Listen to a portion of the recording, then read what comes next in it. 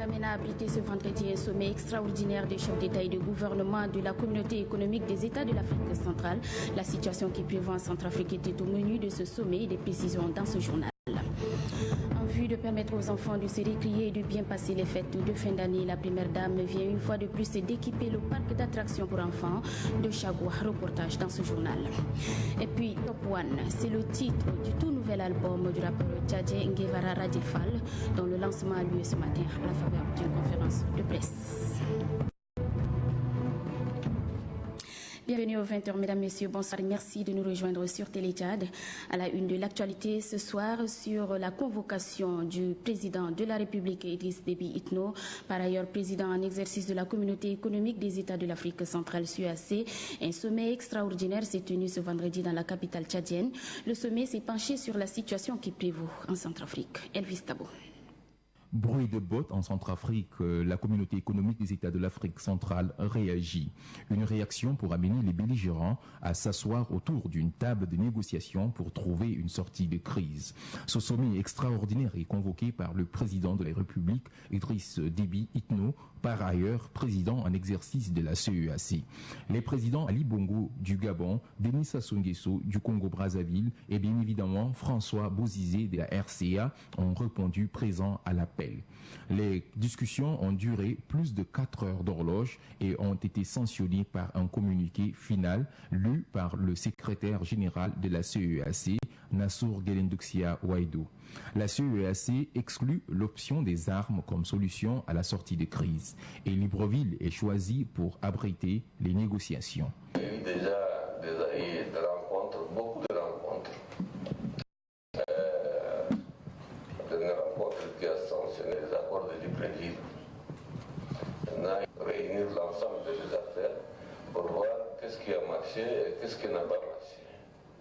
Et donc, aider à ce que les accords qui ont été signés, les engagements qui ont été pris par les uns et les autres soient effectivement tenus pour permettre un retour de la paix et de la stabilité en République centrafricaine. Par rapport à un éventuel lien entre le départ d'une force tchadienne basée en Centrafrique et l'attaque menée par la coalition Séléka, le chef de l'État est clair. Il ne faut pas faire de l'amalgame. Il n'y a pas un contingent tchadien qui s'est retiré de la République centrafricaine. Le contingent tchadien reste dans le cadre de la Nicopax et qui est aujourd'hui effectivement la République centrafricaine. L'unité qui a quitté la République centrafricaine, c'est une unité de valeur d'une section, moins d'une section je crois, et qui a quitté à la demande du président François Bozizé, président de la République centrafricaine. Ceci étant, la reprise des hostilités n'est pas liée au départ de ce petit contingent. En effet, il y a de cela quelques jours, une coalition composée de plusieurs groupes rebelles a lancé des offensives contre certaines villes de la RCA. Certaines localités de la République centrafricaine sont sous contrôle de cette coalition. N'Djamena ayant assis le cadre des négociations, les regards sont donc tournés vers Libreville. Je vous invite à présent à suivre l'intégralité du communiqué final de ce sommet extraordinaire, lu ici par le secrétaire général de la CEAC, Nassour Guelendouxia Ouaïdou. Sommet extraordinaire des chefs d'État et de gouvernement d'Afrique centrale sur la situation sécuritaire en République centrafricaine. Communiqué final. Sur convocation du président en exercice de la communauté économique des États d'Afrique centrale, Son Excellence M. Idriss Déby Itno, un sommet extraordinaire s'est tenu en N'Djamena ce jour, vendredi 21 décembre 2012, à l'effet d'examiner la situation qui prévaut en République centrafricaine. On prit part à ce sommet Son Excellence M. Idriss Déby Itno, président de la République du Tchad, président en exercice de la CAC, Son Excellence M. Denis Sassou Nguesso, président de la République du Congo, Son Excellence François Bozizé Ouangou-Vonda, président de la République centrafricaine, Son Excellence M. Ali Bongo Ondiba, président de la République gabonaise, Son Excellence M. Gabriel Costa, Premier ministre de la République démocratique de Sao Tomé et Principe, Son Excellence M. Zinoun Girouza Tchirenle, vice-président de la République du Burundi, Son Excellence M. Agapi Tomba Moukoui, ministre des Affaires étrangères de la coopération et de la coopération internationale de la République de Guinée équatoriale, Son Excellence M. Mebe Ngoho Edgar Alain, ministre délégué à la présidence chargée de la défense de la République du Cameroun, ainsi que M. Nassour Guelen Douxa Ouaidou, secrétaire général de la CAC. Prenant le premier la parole, le président en exercice de la CAC, Son Excellence Idriss Déby Itno, s'est tout particulièrement félicité de la tenue de ce sommet qui répond aux dispositions pertinentes du pacte d'assistance mutuelle entre les pays membres de la CAC, notamment de son article 3, qui stipule que les États membres de la CAC s'engagent à se prêter mutuellement aide et assistance pour leur défense contre toute menace d'agression ou toute agression armée. Le président Idriss Déby Itno a ensuite situé l'objet de cette rencontre extraordinaire qui vise à mettre un terme à la crise que connaît en ce moment la République centrafricaine et qui peut avoir des conséquences négatives sur la sécurité et la stabilité de la sous-région. Il a exprimé la nécessité de circonscrire très rapidement cette crise et suggéré que la conférence fasse une évaluation de la situation et prendre les mesures adéquates en vue de restaurer la paix en Centrafrique. Le sommet a suivi un exposé complet fait par son Excellence M. François Bozizé Ouangou-Vonda, président de la République centrafricaine, sur la situation dans son pays. Il a ensuite procédé à une analyse approfondie de tous les aspects politiques, militaires et de la crise et leurs implications sur la sécurité sous-régionale. À l'issue de leur concertation, les chefs d'État et de délégation ont décidé ce qui suit. 1. L'exclusion de toute option militaire comme solution de règlement à la crise centrafricaine. 2.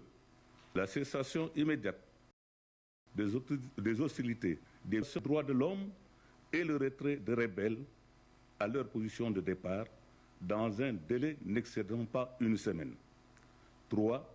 La constitution de toute urgence d'une force d'interposition de la MICOPAX, comprenant les éléments de la MICOPAX 1 et ceux de la compagnie tchadienne déployée à Sibout. 4.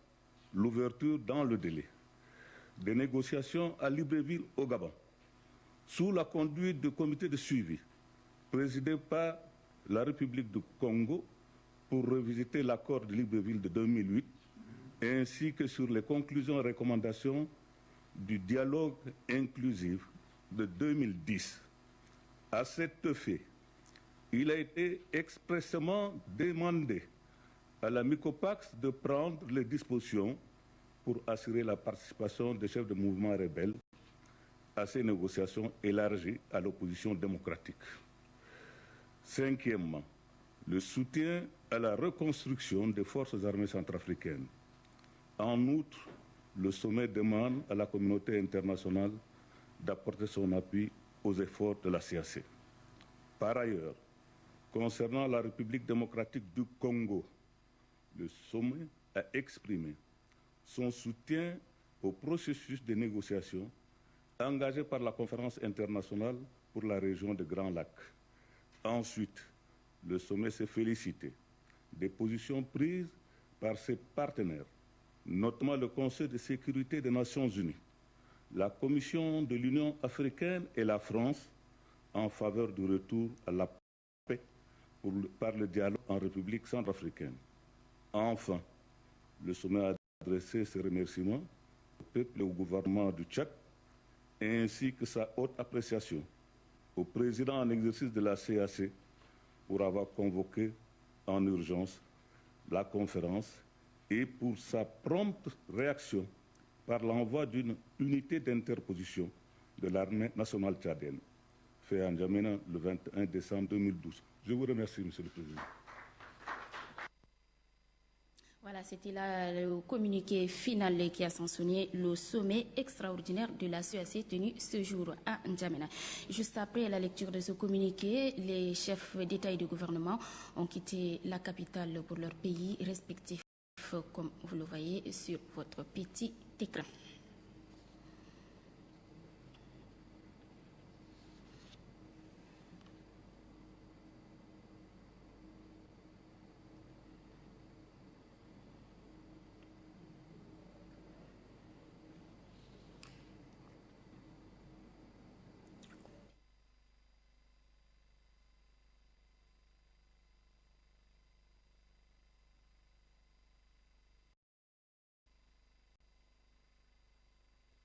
Les techniques d'enquête parlementaire au centre d'une session de formation organisée à l'intention des députés depuis ce matin. C'est le 6e vice-président de l'Assemblée nationale qui a ouvert les travaux en présence des diplomates et présidents des grandes institutions de la République. Adoumbe Hortense. Pour la période 2012-2015, le plan d'action élaboré par le gouvernement avec l'appui du PNUD prévoit un programme de renforcement de la gouvernance démocratique à l'intention des élus du peuple. Les composantes de ce programme intègrent aussi les techniques d'enquête parlementaire. Il s'agit pour le gouvernement et le PNUD de corriger certains dysfonctionnements liés à la faible proportion des propositions des lois, l'inégalité du niveau d'information entre l'Assemblée nationale et le gouvernement en matière d'élaboration des lois et le contrôle de l'action gouvernementale. Les députés sont, selon le représentant du PNUD, Thomas Goutner, les premiers concernés puisqu'ils disposent des commissions ad hoc destinées à réaliser les enquêtes et investigations.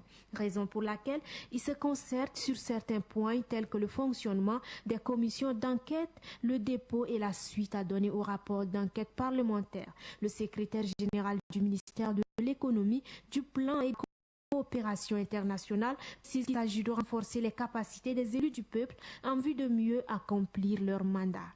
Ce séminaire répond aux préoccupations de son Excellence, Monsieur le Président de la République, d'offrir aux députés des conditions décentes et optimales de travail. Il a doté les députés des moyens matériels conséquents pour l'accomplissement de leur mission. Le 6e vice-président de l'Assemblée nationale renchérit quant à lui que la maîtrise des techniques parlementaires permettra aussi d'assainir les institutions publiques. C'est le séminaire sur les techniques d'enquête parlementaire, paquet technique nécessaire pour le contrôle de l'action gouvernementale et l'évaluation de l'impact des politiques publiques.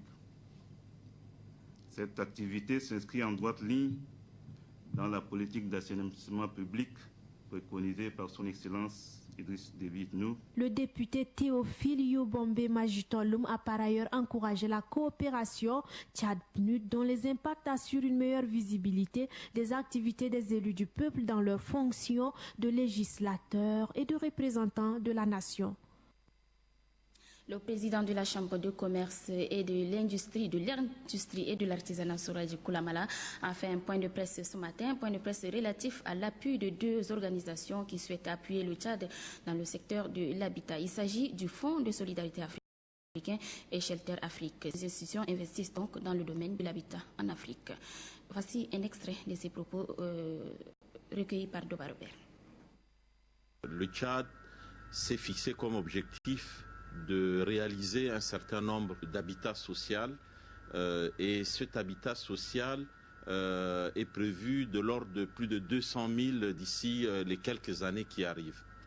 Et pour cela, il faut trouver les voies et moyens de financer cet habitat social qui demeure important dans la nouvelle politique économique que dans la nouvelle politique sociale du gouvernement. C'est ainsi que nous saluons l'arrivée du Front de solidarité africain et de Shelter Afrique, qui sont deux organismes importants en Afrique qui jouent un rôle capital dans le développement de l'habitat dans nos pays. Et l'intérêt qu'ils portent aujourd'hui à notre pays nous rassure.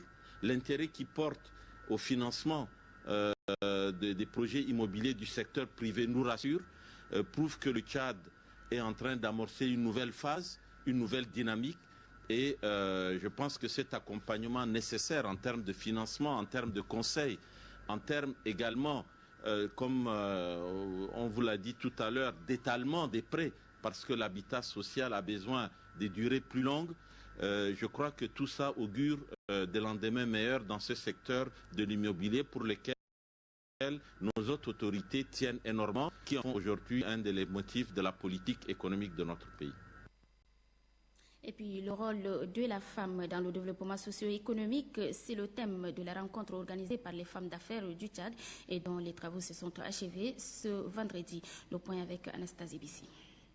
7 jours durant, 41 femmes du réseau des femmes d'affaires du Tchad ont débattu de l'apport de la femme dans le développement socio-économique de toute société.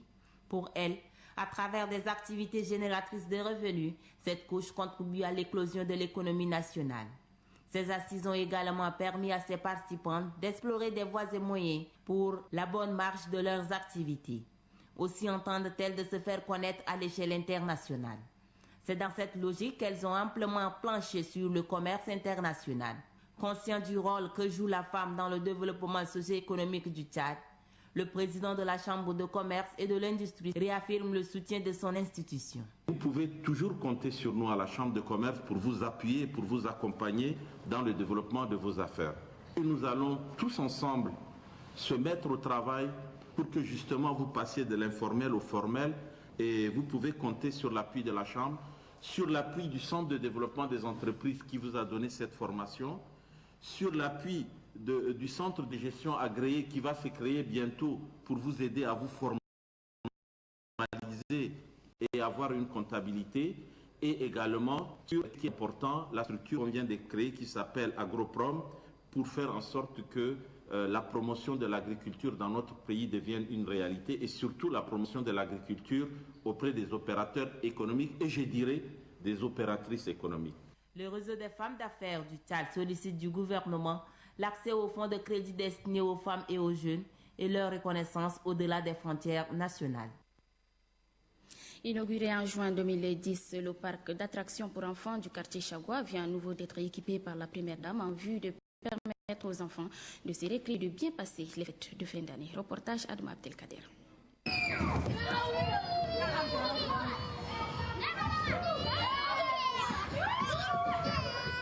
La Noël s'annonce bonne chez ces enfants. Le manège du parc d'attractions dans lequel ils prennent du plaisir pour jouer vient d'être équipé par d'autres jeux. C'est un cadeau de la première dame Hinda Debi Itno. Le dispositif actuel du parc offre aux enfants plusieurs ateliers de jeux. D'aucuns leur proposent de monter sur des chevaux, d'autres sur des animaux plus étonnants encore.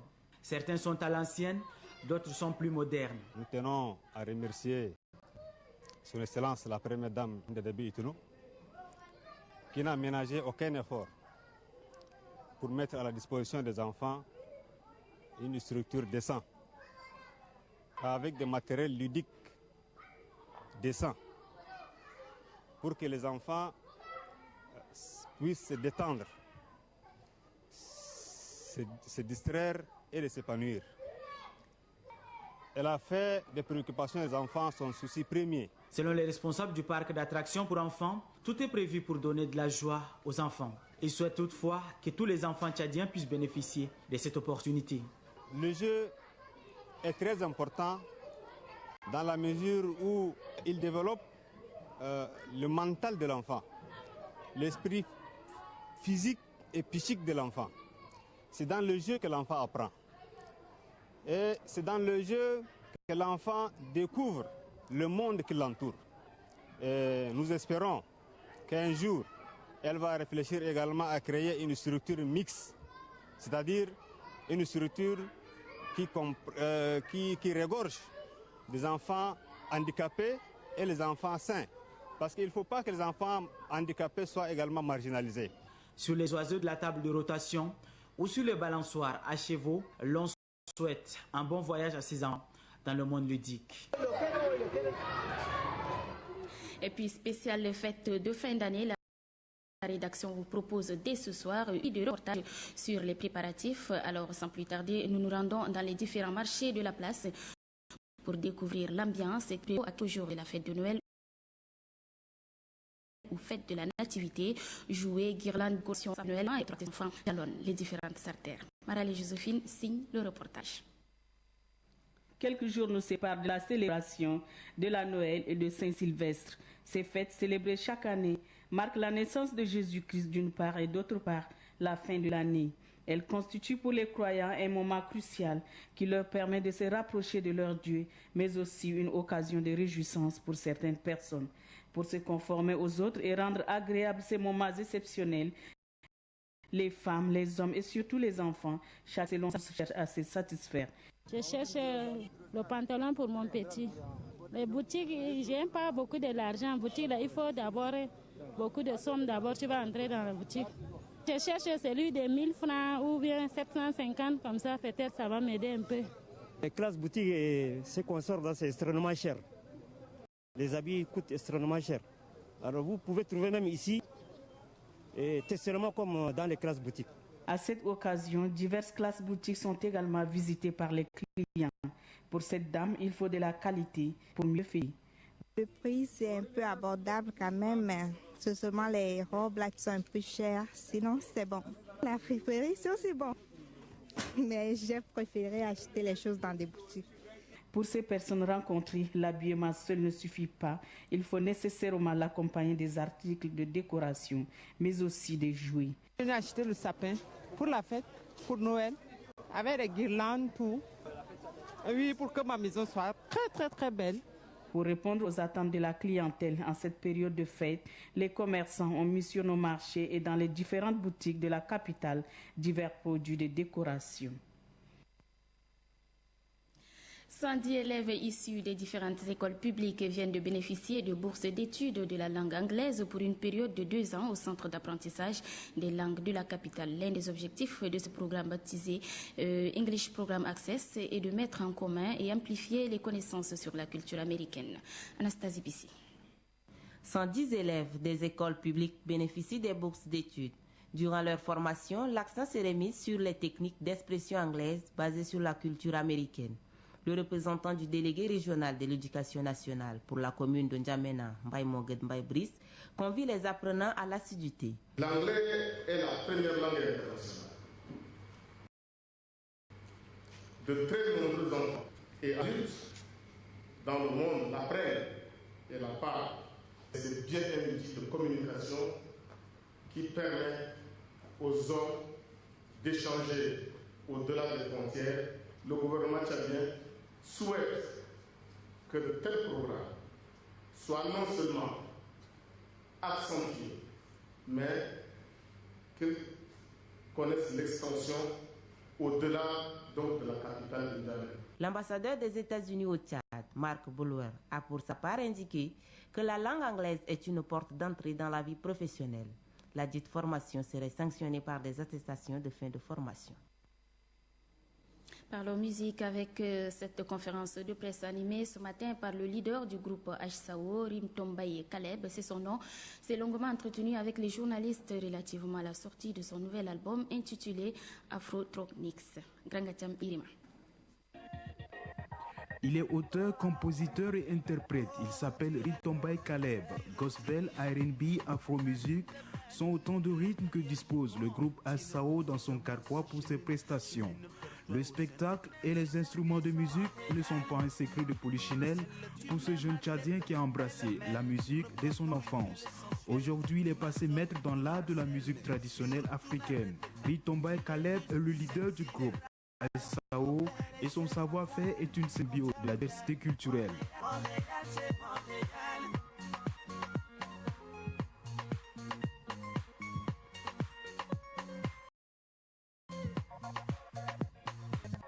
Présent au Tchad depuis quelques semaines, le leader du groupe HSAO saisit cette opportunité pour s'entretenir avec les médias.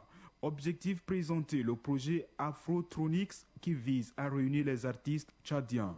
Ce qui est intéressant, c'est cette salle de spectacle et c'est un centre de diffusion parce que ça va attirer d'autres clientèles en dehors du public tchadien. Le leader du groupe Al-Sao Ritombay Caleb sortira son prochain album le 12 février 2013. Al-Sao réside au Canada. Ton charme naturellement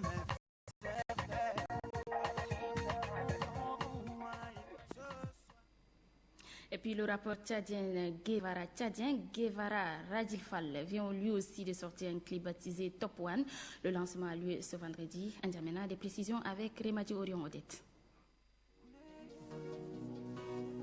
Tant de larmes chaudes ont coulé, mais mon cœur a failli se briser.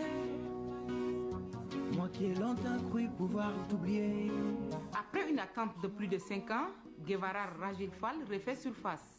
Ce retour sur la scène musicale est plein de surprises. Mais pourquoi ce long silence? Mon absence est due à mes occupations professionnelles.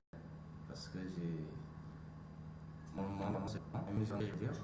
et j'ai eu cet engagement-là ailleurs. Quand on est engagé, c'est pas seulement en musique, en toutes choses, quand on voit qu'il y a de l'injustice, il y a des choses qui ne marchent pas, on s'engage. C'est comme ça qu'au début, même si je travaillais, je revenais à beaucoup plus sur scène. Ce single baptisé Top One est un cadeau de fin d'année qu'offre le rappeur Guevara Rajilfal. Il est distribué gratuitement aux fans. La chanson a été enregistrée au Cameroun et réalisée au Cameroun avec